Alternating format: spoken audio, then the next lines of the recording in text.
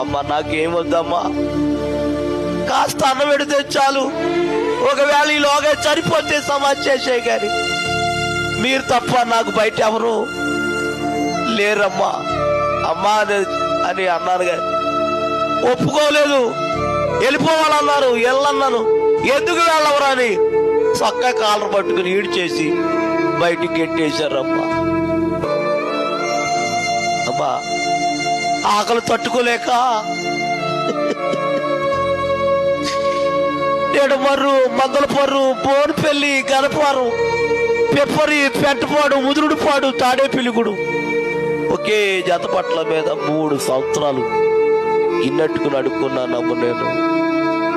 అమ్మా తాడేపిలిగుడులో బస్ స్టాండ్లో కాగితాలు వేసుకుని పడుకునేవాడు నేను. ఓ రాత్రి అన్నం అడుక్కుంటాకి తాడేపిలిగుడు అంతా తిరిగాను, ఎవరు అన్నం పెట్టలేదు. ఆకలి అయిపోతుంది. అలాగని తాలూకా ఆఫీస్ ఉంది కదా తాడేపిలిగూడెంలో, దాని ఎదురుగుండా కురిపి హోటల్ ఉంది. ఆ కురిపి హోటల్ కాడికి వెళ్ళి, అయ్యా కొంచెం అన్నం ఉంటే పెడతారా అన్న. ఆయన అన్నాడు 5 రూపాయలు ఇవి పెడతానన్నారు. డబ్బులు లేవండి, నేను అడుక్కున్న వాడినండి, కొంచెం అన్నం పెట్టండి అయ్యా అన్నాను. డబ్బు ఇవ్వకొద్దే పెట్టనన్నారు. సర్లే బయటకు వచ్చి వెళ్ళేవాళ్ళు వచ్చేవాళ్ళు, బాబు 1 రూపాయి ఉన్నాయా, అన్నం కొనుక్కుంటావు 1 రూపాయి ఇవ్వమంటే ఎవరు ఇవ్వలేదమ్మా.